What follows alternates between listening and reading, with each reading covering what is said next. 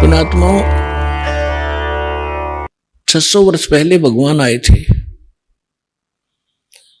और उस समय वो अपनी अमृत वाणी से अपना यथार्थ ज्ञान बोला उन्होंने।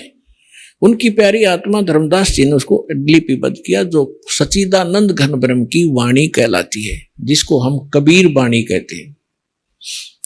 गीता अध्याय नंबर 4 के श्लोक नंबर 32 में यही प्रमाण है कि अब तक मैंने जितने भी आपको साधनाएं बताई हैं अर्जुन, 25 से लेकर 31 तक, चौथे अध्याय के 25 से लेकर 31 तक मंत्र में, तो वो कोई तो देवताओं की पूजा करता है, कोई स्वाध्याय करता है, कोई प्राणायाम अपान की क्रियाओं को करके ही प्रसन्न है, कोई योग अभ्यास करता है और कोई देवताओं की पूजा तक सीमित है। सभी अपनी अपनी साधनाओं को श्रेष्ठ मानते हैं, पापनाशक जानते हैं, लेकिन उस परमेश्वर ने अपने मुख कमल से जो यज्ञों की धार्मिक अनुष्ठानों की जानकारी दी, विस्तार के साथ दी है, वो तत्व ज्ञान है। चौथे अध्याय के 32वें श्लोक में, फिर चौथे अध्याय के 34वें श्लोक में कहा है कि उस तत्व ज्ञान को जो भगवान ने खुद आकर बोला है, खुद बताया, वो ज्ञान स्वयं किसी तत्वदर्शी संत से जाकर समझे, उनको दंडवत प्रणाम करने से, कपट छोड़कर उनसे प्रसन्न करने से, वो तत्वदर्शी संत तुझे उस तत्व ज्ञान का उपदेश करेंगे। तो उस तत्व ज्ञान के अंदर परमेश्वर ने 600 वर्ष पहले आकर ये ज्ञान दिया था। और जैसा परमात्मा की लीला में लिखा हुआ है, वो कैसी लीला करते हैं, परमात्मा को पहचानने के लिए हमने अपने उन सदग्रंथों को पुनः देखना पड़ेगा, जिनको हम आज तक शिरोधार्य मानते आए हैं।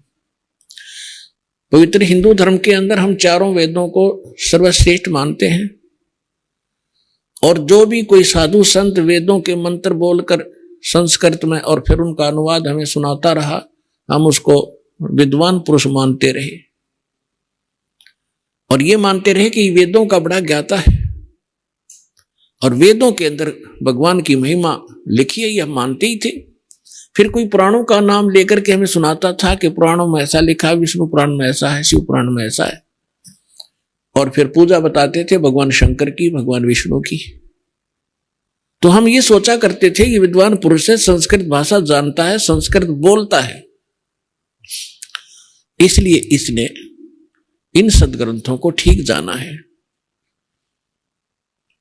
तो आज तक हमारा ये भ्रम बना रहा और हम विनाश को प्राप्त होते रहे।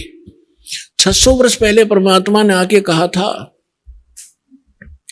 गुण तीनों की भक्ति में ये भूल पड़ो संसार, कहे कबीर निज नाम बिना कैसे उतरो पार।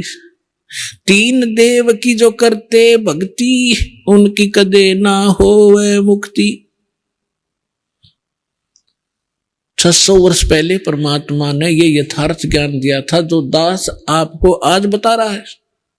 और आज आप शिक्षित हो, उस समय हमारे पूर्वज शिक्षित नहीं थे।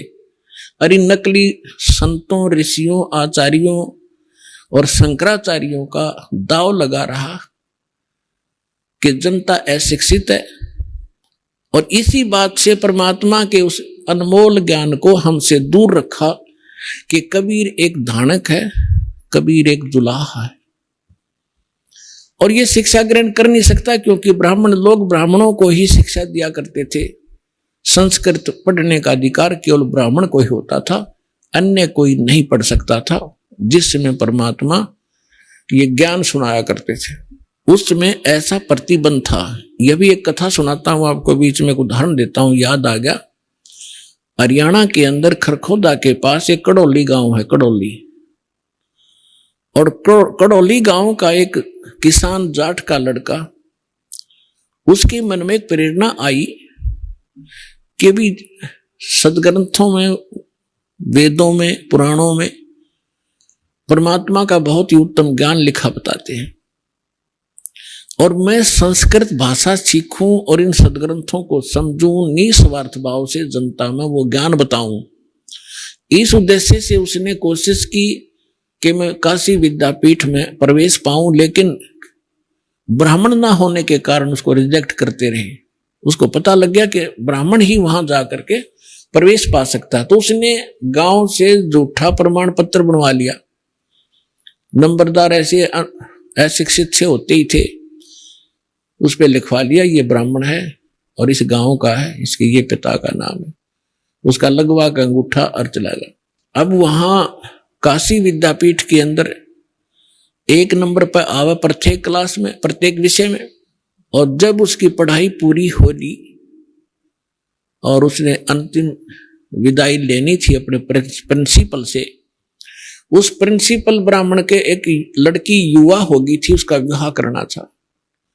और वहां पढ़ने वाले जाने वालों का उद्देश्य एक ही होता था कि जो ज्यादा इंटेलिजेंट ब्राह्मण है वो ज्यादा लोगों को गुमराह कर सकता है और रोजी रोटी बढ़िया कमा सकता है।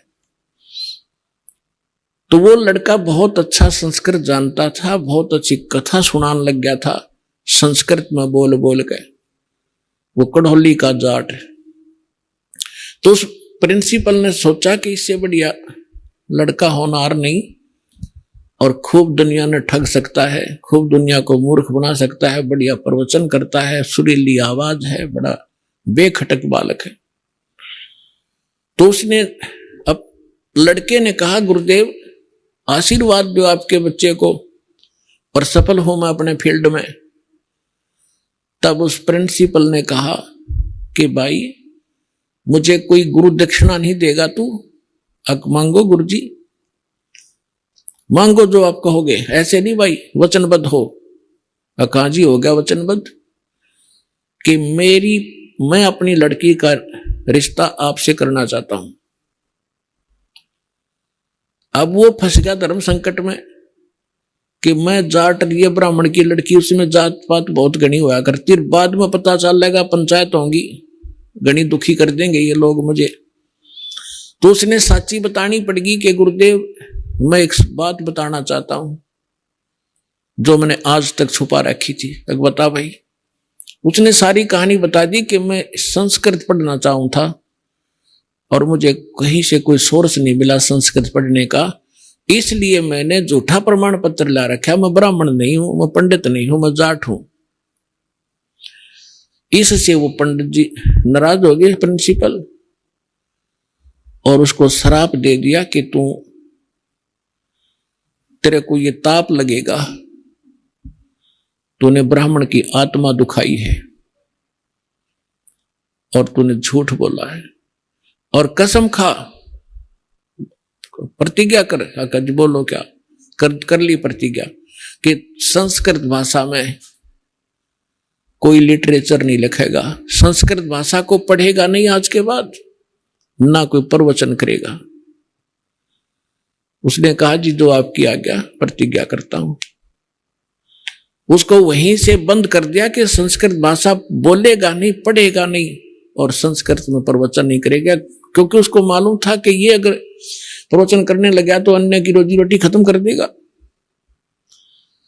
तो उसने क्या किया, फिर आकर के एक दादू जी हुए हैं, दादू महात्मा जी, परमेश्वर कबीर जी उनको मिले थे।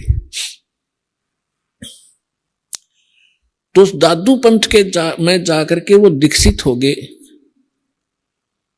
वो जो किसान का लड़का था उसने फिर युवा होकर के उसने भक्ति मार्ग पर ही लगना था। उसका नाम था निश्चल दास। वो निश्चल दास फिर दादू पंथ में किसी व्यक्ति यानी संत से दीक्षा लेकर के और उनसे प्राप्त ज्ञान को और कुछ जैसा उन्हें सदग्रंथों को जाना था उसको फिर सिंपल लैंग्वेज में संत भाषा में एक निश्चल दास ग्रंथ बनाया। वो इस दास ने पढ़ा था, लेकिन ये बात कुछ और है, संस्कृत के जान लेने से अध्यात्म में मास्टर नहीं बन जाता। जैसा उसको गुरु मिला उसी तरह का सत्र का ज्ञान उसने उसमें लिखा है, लेकिन वो ज्ञान नहीं है जो दादू जी को परमात्मा मिले थे, और दादू जी वाला ज्ञान उसके ग्रंथ में नहीं है। दास ने खूब पढ़ा। कहने का भाव ये है कि जो दास उदाहरण देना चाहता था कि पहले संस्कृत पढ़ने का अधिकार केवल ब्राह्मण वर्ण को था,